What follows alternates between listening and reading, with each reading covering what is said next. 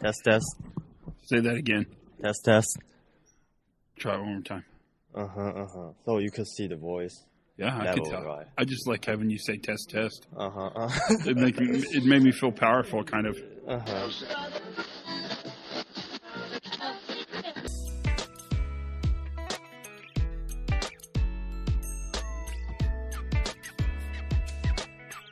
Hey, everybody. Welcome to the Pre-Accident Podcast.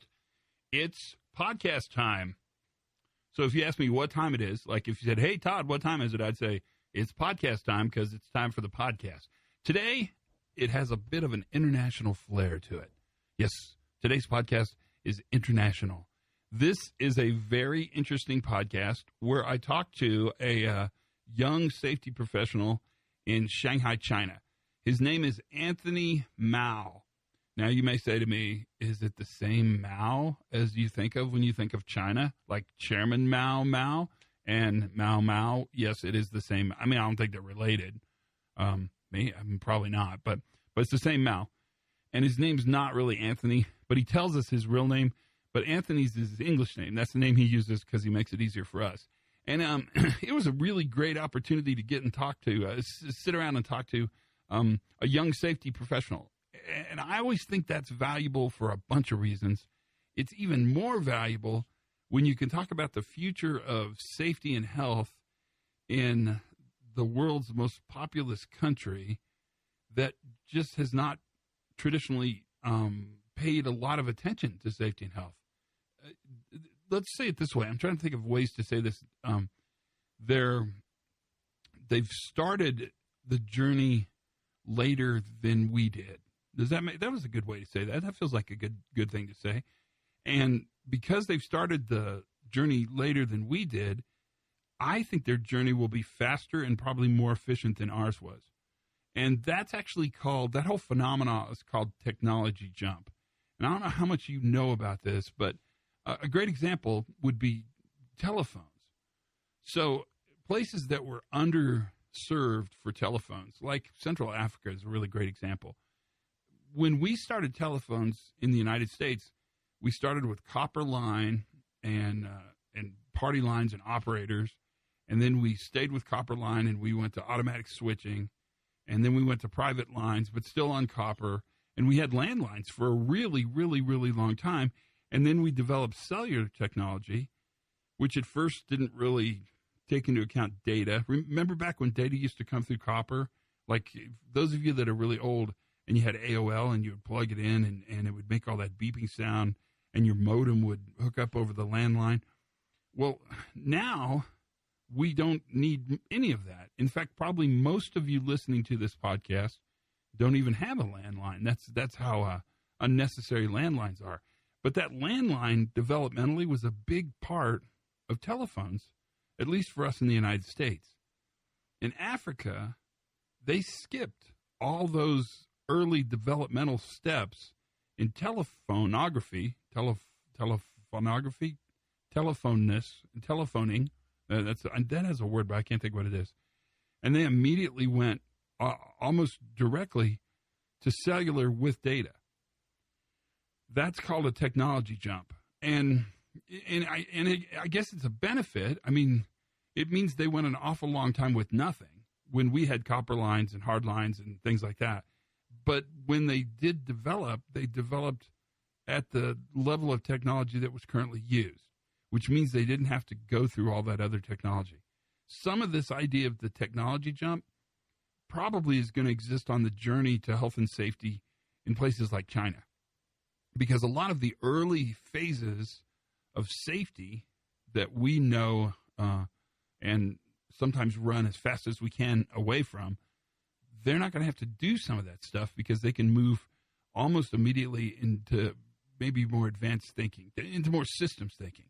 And that's kind of what the last trip that I did to China for an organization called EFC was about. So they put out one of my books in Chinese, and I'm sure it's great. I can't read it, but it looks good. I mean, it's got a lot of pages, and there's a lot of writing on it, so that seems good. And every page is numbered. I did check that. I got the numbering part.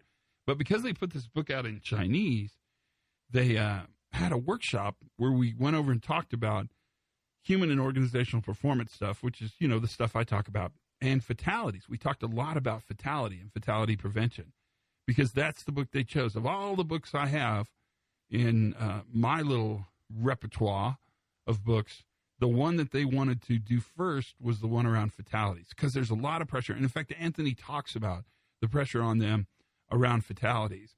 That's worth listening to alone in this podcast. But I think it's also a really interesting podcast because you're going to hear them talk about sort of the criminalization of accidents.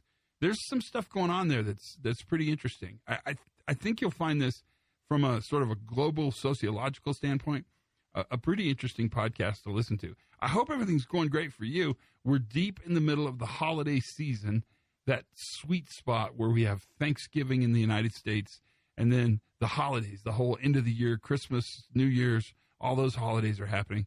And so there's kind of a lot going on. And I know that because everybody's super busy. And you can kind of feel how busy everybody is just by sort of the sense of urgency people have in doing work and making phone calls and answering emails. There's people have many things on their plate, and because there are many things on their plate, they're working diligently to make many things happen. Here's my advice. Do not miss a chance to slow down and be grateful. Do not miss a chance to understand that a part of doing these celebrations, these rituals that we have as societies, is really the notion of celebrating our ability to be together. And my biggest piece of advice for you during this period of time is that don't think of your wellness as a reward. Don't think of giving yourself a chance to relax, a chance to just sit and talk with friends, a chance to just sit and enjoy the presence of being around people with no agenda. Don't think of that as a reward that you get because you've done a lot of work. Think of it as a necessary part of how you remain sane. Because you're only as good as you are sane. And we need you to be good, so therefore we need you to be sane. I mean, you don't have to be perfectly sane. Probably none of us are. But definitely take care of yourself and the people around you. That's my little pre-holiday discussion. It's worth having that discussion because I think that's a really important thing for us to think about. But let's not further stall. Let's get into this conversation with Anthony. I think you'll like him very much.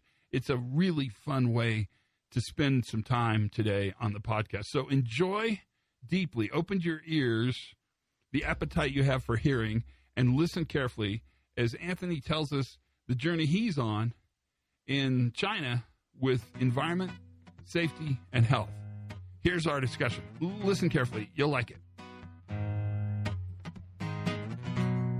So, how are you? Tell us your name first. Okay, my name's Anthony, and my Chinese name may be more familiar with Chinese guys. It's Mao Xingyu. Okay. Uh-huh. Say that again. Mao Xingyu. Mao Xingyu. Yeah. Mao Xingyu. You know why it's familiar by Chinese people? How come? Because it's the same in pronunciation as the grandson of Mao Zedong. Oh, really? Yeah, so every time I introduce myself, they will say, oh, the same name. Are you the same person? Of course not. Then I wouldn't sit here with you. You would not be on the podcast? Yeah. What would you be doing? I will be practicing the handwriting. Doing the handwriting. Yeah. And what do you do for a living? What's your job? My job is an EHS consultant in China and work for all the APAC area. And what's your background? My background is in environmental engineering. Okay. Yep. What led you to ESH, especially in the Asia-Pacific area? So now I'm working as a consultant for EFC, which is a EHS consultant company in Shanghai, and it's focused on the EHS consulting service. So that's why I came in this industry. But you got a degree. You must have been aligned towards at least environmental engineering, health and safety, as when you were younger, right? Yes. Why? Because when I first, my graduate paper is about It's called Global Care for Chemical Industry. Right, So Global Care for Chemical Industry. Yeah, that's the first time I know the word EHS. Really? Yeah. Then my professor urged me to find an internship during the paper preparation. Then I searched on the internet for some kind of opportunity. Then I find this internship in EFC, and afterwards I joined EFC as a training assistant. Then afterwards, our business become more in consulting business, so I turned into a EHS consultant now. That's the story. Do you see the environment, health, and safety effort in China changing? Is it growing? Yeah. Dramatically How? growing. First of all, in the law and regulation way, because I think everybody knows now the Chinese government is issuing more and more laws and regulation on no matter environmental protection and the safety. So no matter it's a foreign company or a local company in China, they must obey the rules. So the requirement and the management for EHS is becoming more and more strict in China. Now, foreign companies probably always brought with them a set of requirements from their home country to manage work safely. Yeah, Chinese companies, at least our impression in the rest of the world, probably were not very safe. Are they becoming safer? Now I could only say it's a start. I wouldn't say it's become already safe for Chinese factories, but it starts from the regulation in every country, I think. Then the permit and the certificate for manufacturing is becoming more and more strict. We will take a process for the factories to grow and become safety and environmental friendly way. What lessons should we know about doing work in China in health and safety? What are some tips that you can give us that would help us advance quicker if we've got parts of our business that exist here? Let me think about. I know it's a hard question. I could think of easier questions, but that one's a pretty good question. Yeah.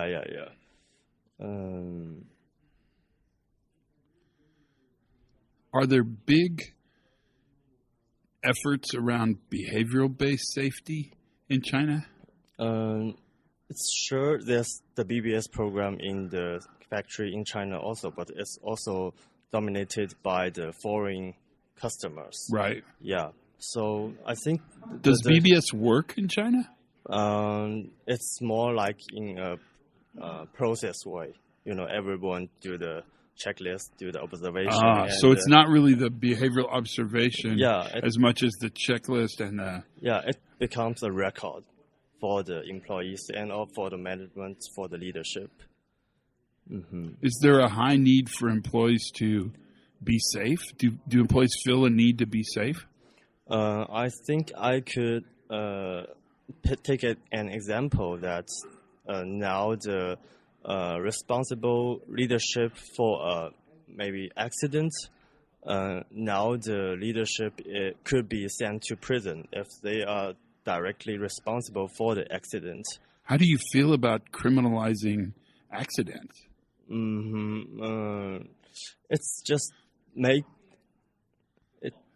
It's not good, right? I mean, do you think it's good?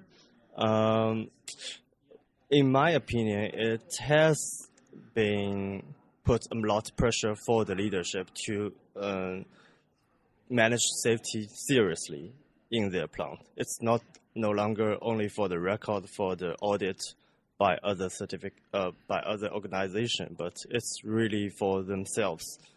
Because if it's only the paperwork, no one will do it seriously. But when it's become something related to you, yourself, your family, then the whole company start to pay attention to the whole process. Is there a tendency to blame workers? Yes, of course. I think it's not only in China; it's a worldwide thing. Yeah, I think it probably is worldwide. Mm-hmm. But it seems like if you're going to put criminal sanctions on managers when there's an accident, that would clearly flow down so that managers would hold workers at blame. They'd want someplace to pass that blame. So during the daily operation, if there's some violation for the worker, of course now the main method for that is also blame and punishment. Right. Yeah.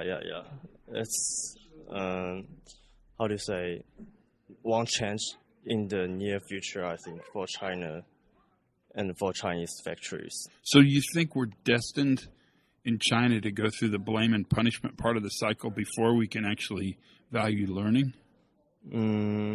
I think it's like step after steps in, because the young groups are more and more stand up in the factories leadership management. So it's the young people accept the learning concept in a different way than the older one. So now I think when the young generation start to become into the leadership, we, as for my generation, we start to put more attention on learning things. Right. Yeah, not blaming and punishment. And you think that'll work? You think the new generation will bring that with? Yeah. The whole society believes that as the generation after generation, the whole concept and the mindset of the Chinese people are changing. And it's not slowly. I think the mindset and the concept for safety is changing dramatically in China too. How would you characterize, how would you explain to me what you just said? The concept of safety is changing dramatically in China. What's that mean? It means, like the Hobbes says, the safety is not the absence of accidents. It's the presence. Present of this defensive. It's not a very. It doesn't make sense for the maybe older generation, but I think it quite makes sense according to our today course. I think the middle age and the young age generation accept the concept very well. Is that true of many things in China? Is the new generation pushing the old generation into new thinking? Yes, and it's not only in a safety way. No, I it's noticed in every way. I noticed that everyone pays with everything on their phone, even tips. You give on your phone. Yeah. In the Alipay and WeChat, right? Yeah, technology's really changed, really the way you guys do business, the way business happens, and that's been interesting, and that's got to be influencing the way we think about safety. For the efficiency part, I think that's the main part that the technology changes. But the safety part, I think it's attitude to life, because now the young people won't just pay attention to the salary, to the work, but they also pay much more attention to their life.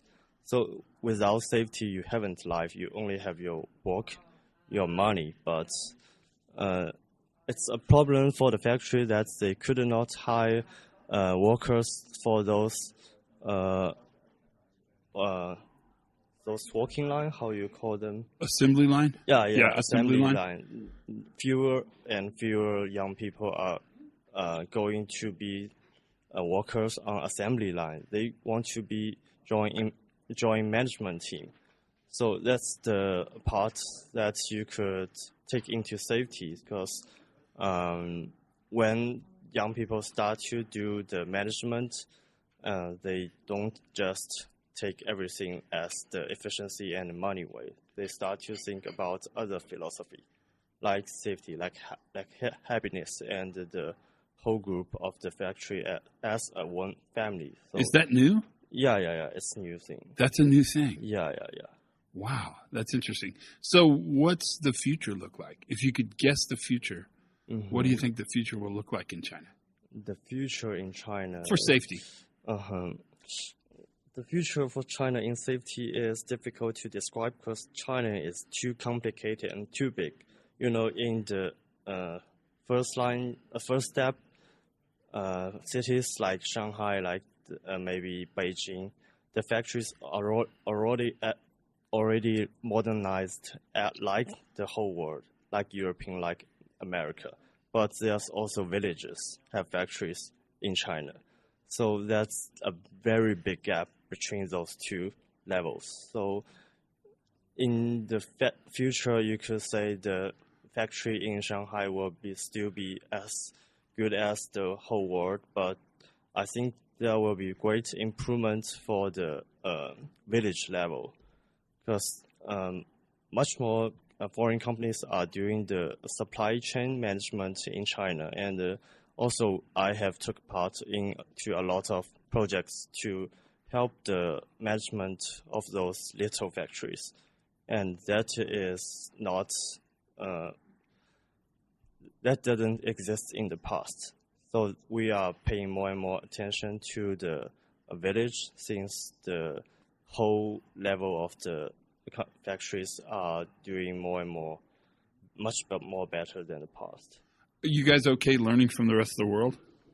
Learning from the rest of the world? Are you fine with benchmarking and learning what they're doing in Europe, what they're doing in the United States? Yes, because most of the foreign companies in China are, for the time being, our main customers are still the foreign companies. So what we teach those small factories are as the stand of those foreign companies. So I think the gap will be closer and closer. Where do you see yourself? What do you want to become? Famous? Not famous. I want to be liberal. Really? Yeah. Tell me more. My future plan, maybe it's more like a part-time job, and I could, just now my main experience is in APAC, Asia Pacific area. But I think it's interesting to gather all the knowledge from the whole world, just like you. You have been to almost a lot of countries now, and you could share experience in every perspective of people. So that's what I'm planning for, to gather the information and experience from different people, different country, different culture, and then share it in the worldwide area. 谢谢, Anthony. 不用谢，不客气. It was fun. Did you like it? Did you like being on a podcast? Yeah, sure. I've heard many podcasts of you. You know what's the best? What is the best? I'm curious what the best is. The best part is the triangle thing. You know that? Right. Yeah. I before I heard your podcast, I already thought a little about that triangle. You did? Yeah. Because it already didn't make sense to me. And so that helped you? Yeah. That's good. Yeah, that's very good. That's the start of hope for me, I think. All right. Thank you for your time. Yeah, thank you. See you later, my friend. See you. Say your name again. Anthony. No, I can say Anthony. Say 毛新宇. One more time. 毛新宇. Got it. Okay, I'm ready for it. Okay. Okay. I'll write it down. Thank you, my friend. Thank you. Bye-bye. Bye-bye. Wasn't that a great conversation with Anthony? So I asked him to say his name again because I'm going to try to say it, which I'm totally not going to try to say it. So don't even, if you're waiting for that to happen, you got it there, right? But I thought, I'll say it. That'll be really, so I say your name again. And he says, Anthony. Well, I got that part. That's not even the hard part. So what do you think about that conversation? I found that to be so interesting just because he's young. He's definitely full of energy. He's definitely passionate about what he does. He's incredibly smart, well-trained, well-educated, good execution. He's doing good stuff. but it's really interesting to hear him talk about that journey they're on, just because you can't not contrast it to the journey we're on. There's stuff on both sides of that equation, and I find that to be I just found it to be interesting. And Anthony was lucky that he got selected because, I could have picked anybody. There's 1.5 billion people there, but he was really genuinely interested in being on the podcast because he listens to the podcast. Actually, I was stunned. Tons of people in China listen to the podcast. Weirdly so. Now, I would suggest the population that I was there probably self-selected, but I was still pretty stunned that tons of people listen to the podcast. And he was, genuinely excited about this. This was a big deal. So who's not going to stop that? And I actually think it came out great. It's a good little conversation, and we got to share it together. So that's it. What do you think? I mean, we can talk about it more, but I don't know what else I'd say. Except thank you, Anthony and company. And thank you for listening. Keep tuning in, will you? They just get more fun, I think, and more interesting. There's a bunch of cool stuff coming up for sure. Until then, subscribe, tell your friends. More's better. That always makes a big difference. But here's how we end this, pretty much always the same way. Learn something new every single day. Bet you did today. Have as much fun as you possibly can. And for goodness sakes, be safe.